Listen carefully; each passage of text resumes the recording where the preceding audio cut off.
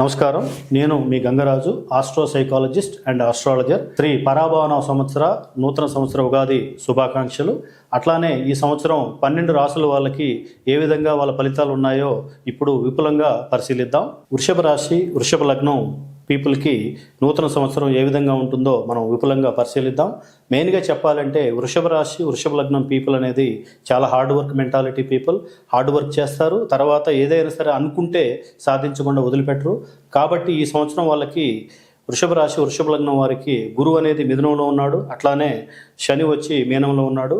వీళ్ళకి మెయిన్గా కలిసి వచ్చే అంశాలు అంటే మాత్రం వీళ్ళకి గురువు శని శుభుడు కాబట్టి, గురువు పాపి కాబట్టి శని తన 7th లుక్తోని 5th హౌస్ను చూస్తూ ఉన్నాడు.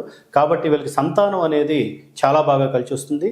సంతాన విషయంలో సంతానం వీళ్ళ మాట వినడం కానివ్వండి, సంతానం దూర ప్రయాణాలు అంటే విదేశీ విద్య కానివ్వండి, వాళ్ళ డెవలప్మెంట్ కానివ్వండి, ఉద్యోగంలో ప్రమోషన్స్ కానివ్వండి, అట్లానే వీళ్ళకి వివాహం కానివ్వండి, పిల్లలకి వివాహాలు కానివ్వండి, తర్వాత వంశవృక్షం డెవలప్మెంట్ కావడం కానివ్వండి, ఈ విషయాలలో అట్లానే స్టాక్ మార్కెట్లలో కలిసి రావడం కానివ్వండి, ఇవన్నీ కూడా చాలా ఎక్సలెంట్గా ఉంటాయి. అట్లానే వీళ్ళకి మెయిన్గా చెప్పాలి అంటే వీళ్ళకి డెవలప్మెంట్, కీర్తి ప్రతిష్ట అంటారు కదా, నేమ్ అండ్ ఫేమ్ అనేది కూడా వీళ్ళకి బాగా కలిసి వస్తుంది.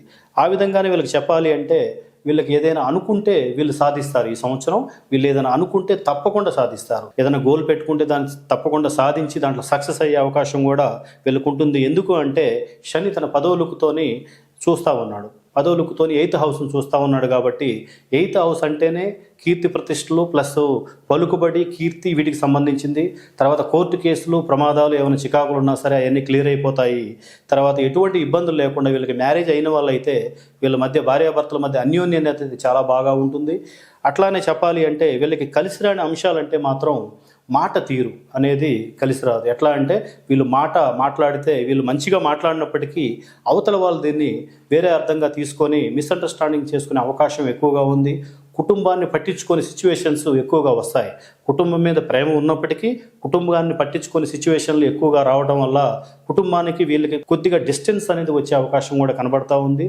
తర్వాత సమయానికి డబ్బు అనేది అందకపోవడం, ధనచనామని అంటారు, లిక్విడ్ మనీ, సమయానికి డబ్బు అందకపోవడం, ఇస్తున్న వాళ్ళు ఇవ్వకపోవడం, ఇచ్చిన అప్పులు కూడా అవి వసూలు కాకపోవడం అనేది కూడా కొద్దిగా ఇబ్బందిగా కనబడతా ఉంది వీళ్ళకి. తర్వాత మెయిన్గా చెప్పాలి అంటే 6వ హౌస్లో గురువు తన 5th లుక్తోని 6th హౌస్ను చూస్తూ ఉన్నాడు. కాబట్టి అక్కడ రోగాలు, రుణాలు, శత్రువులు, దీనికి సంబంధించింది 6th హౌస్ అనేది. 6th హౌస్ గురువు పాపి కాబట్టి అక్కడ ఇచ్చిన అప్పులు తిరిగి రాకపోవడం, ఏదైనా అప్పులు చేస్తే అవి తీరకపోవడం అనేది చాలా ఎక్కువగా ఉంటుంది ఈ సంవత్సరం వీళ్ళకి.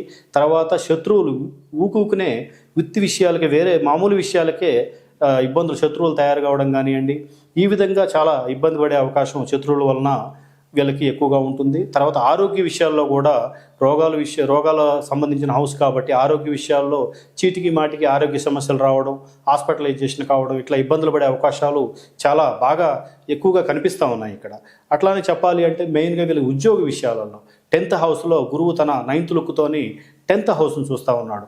కాబట్టి అక్కడ వీళ్ళకి ఏంటంటే ఉద్యోగాలు మారటం, చీటికి మాటికి ఉద్యోగాలు మారటం, తర్వాత ఉద్యోగంలో ఎంత కష్టపడ్డప్పటికీ వీళ్ళకి ప్రతిఫలం లేకపోవడం, బాసు నుంచి ఒక కాంప్లిమెంట్స్ కానివ్వండి, ఒక సపోర్ట్ కానివ్వండి లేకపోవడం, కొలీగ్స్ నుంచి కూడా ఒక సపోర్ట్ లేకపోవడం, వీళ్ళకి ఎందుకు చేస్తున్నాం ఈ ఉద్యోగం అనేది అట్లా ఇబ్బంది పడే అవకాశాలు కూడా ఎక్కువగా వీళ్ళకి ఈ సంవత్సరం కనబడుతూ ఉన్నాయి. మీకు మీ యొక్క జన్మజాతకాన్ని పరిశీలించినట్లయితే ఇంకా క్షుణ్ణంగా తెలుసుకోవచ్చు.